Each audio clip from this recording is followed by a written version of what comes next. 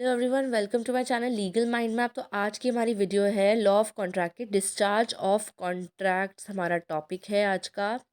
ठीक है, जिसके अंदर हम discharge of contracts, methods of discharging का कॉन्ट्रैक्ट कवर करेंगे। और प्लीज़ पूरी सीरीज़ देख कर आना, तभी आपको कुछ टर्म्स होती है, वर्ड्स होते हैं, इन सब के मीनिंग्स आपको तभी समझ आएंगे कि क्या किसका क्या मीनिंग था। ऑलराइट।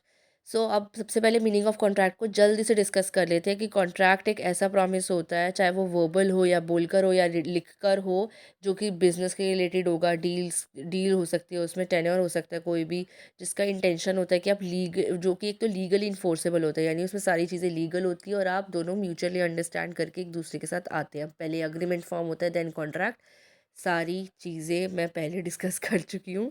ठीक है। So creation of a contract, to create a contract there must be mutual consent. दोनों की रजामंदी आपस में मिलनी चाहिए। ठीक है, एटलीस्ट दो पार्टीज़ के बीच में। और typically one party makes a proposal, एक पार्टी प्रपोजल यानी ऑफ़र करती है, दूसरी पार्टी उसे एक्सेप्ट करती है।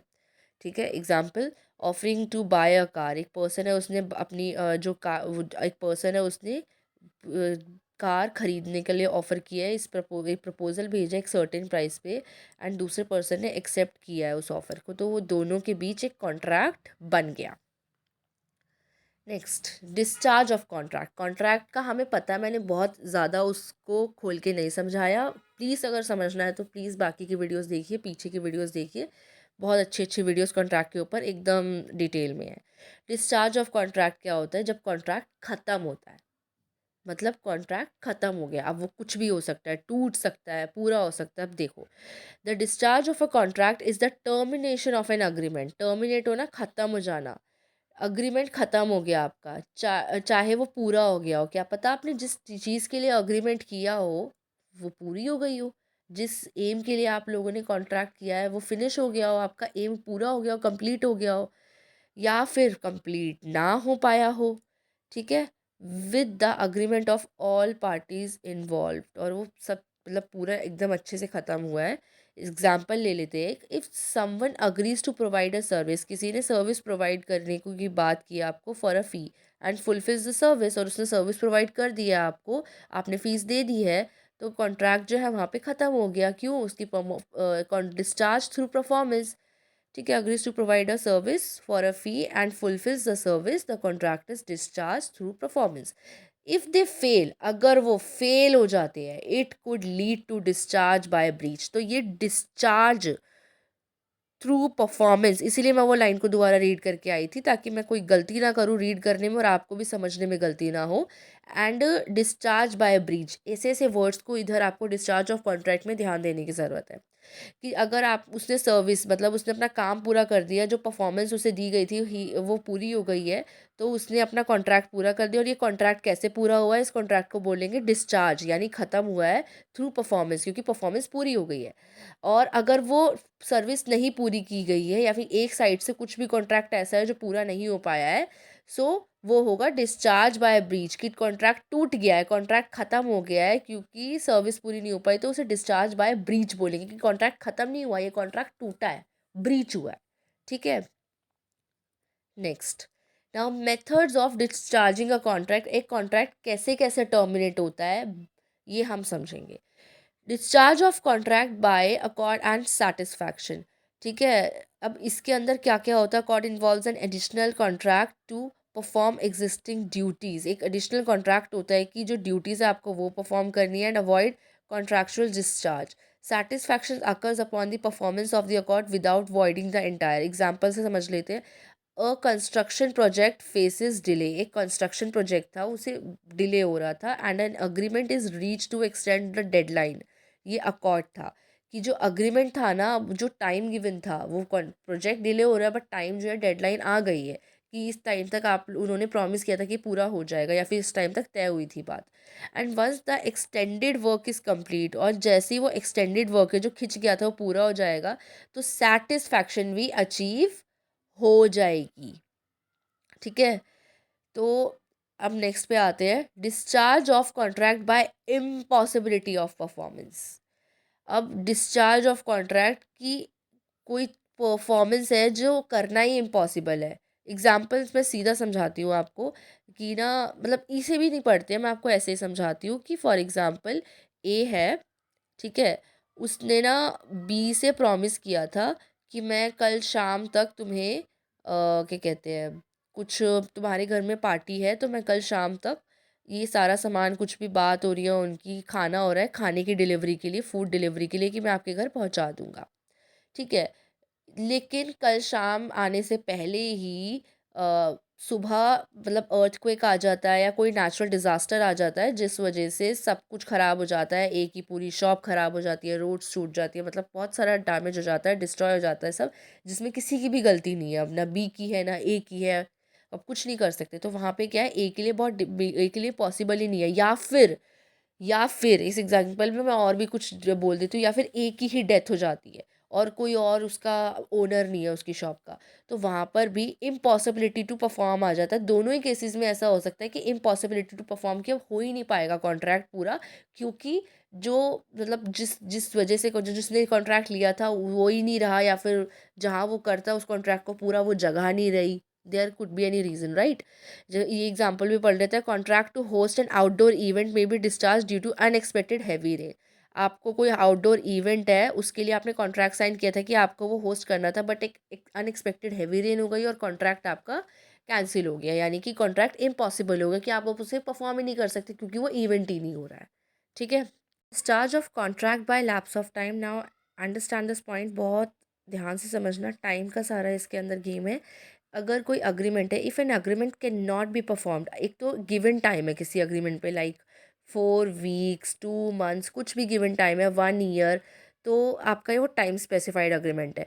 So if an agreement can not be perform with in a specified period, अब आपने कोई स्पेसिफाइड टाइम बताया और उसमें वो अग्रीमेंट पूरा नहीं हो सकता, as per the limitation act 1963, it may lead to the cancellation of the entire contract due to time lapse. अब वो किसी भी रीज़न से जो स्पेसिफाइड टाइम है उसमें पूरा नहीं हो सकता है, तो वो टाइम लैप्स की वजह से आपका जो कॉन्ट्रैक्ट है वो डिस्चार्ज हो जाएगा, यानी कि आपका कॉन्ट्रैक्ट कैंसिल हो गया है। Example, a contract to deliver goods within a specified time frame might be discharged if the delivery cannot be completed within that period, ठीक है। जैसे आपको कोई गुड्स है वो डिलीवर कराने हैं, और आप मतलब कोई गुड्स है जो डिलीवर होने वाले हैं आपके पास, बट वो उससे जब ज़्यादा टाइम ले रहे हैं, तो वो कैंसिल हो सकता है कॉन्ट्रैक्ट, क्योंकि जो स्पेसिफाइड टाइम उन्होंने आपको बताया है कि हम 10 दिनों में फॉर एग्जांपल हम आपके पास पहुंचा देंगे, वो उसकी जगह 1 मंथ ले चुके हैं, आपने बहुत वेट किया, लाइक 1 भी नहीं तो 11-12 डेज भी ले चुके हैं, and you want to cancel it, तो वो डिस्चार्ज और कैंसिल हो जाएगा आपका कॉन्ट्रैक्ट। सो वो क्या कहलाएगा, discharge of contract bye lapse of time, की टाइम की वजह से आपने उसको कैंसिल, वो कॉन्ट्रैक्ट कैंसिल हो गया।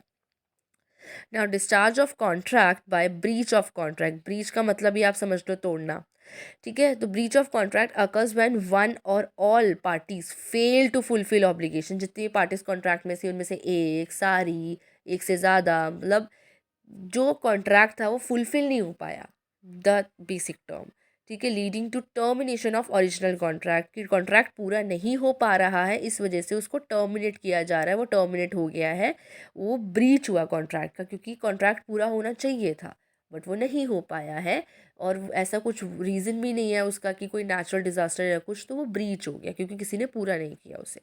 Breaches can be anticipatory or actual. Example, if a party agrees to provide service by a certain date, एक पार्टी है उसने ना वो करा है, अग्री किया है कि वो एक सर्टेन डेट पे, एक स्पेसिफाइड डेट उसने बताई है कि इस पे मैं आपको सर्विस प्रोवाइड करूँगी, और वो उस डेट को नहीं आती है वो पार्टी, वो या फिर उस डेट को अपनी सर्विस प्रोवाइड नहीं करती है, तो वो ब्रीच हुआ, राइट, ब्रीच ऑफ कॉन्ट्रैक्ट, ठीक है। और इसकी वजह से कॉन्ट्रैक्ट ख़त्म हो जाएगा उनके बीच का जो था डिस्चार्ज ऑफ कॉन्ट्रैक्ट, तो वो क्या होगा, discharge of contract bye breach of contract, की एक पार्टी परफॉर्मेंस अपनी पूरी नहीं कर पाई, इस वजह से डिस्चार्ज हो गया, कॉन्ट्रैक्ट टर्मिनेट हो गया।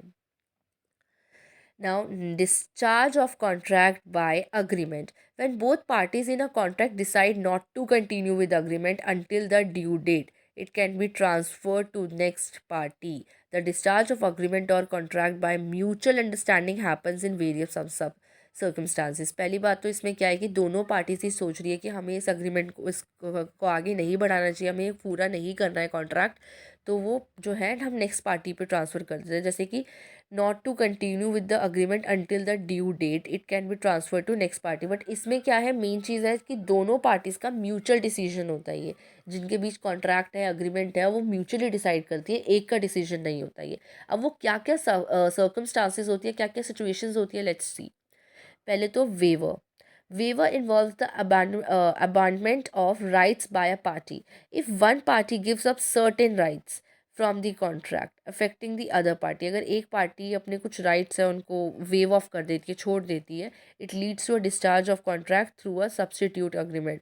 जैसे कि if a landlord waives the right to timely rent payment, अगर एक लैंडलॉर्ड है वो अपने राइट्स को वेव करता है कि timely rent payment due to temporary financial issues faced by the tenant, it could lead to substitute agreement.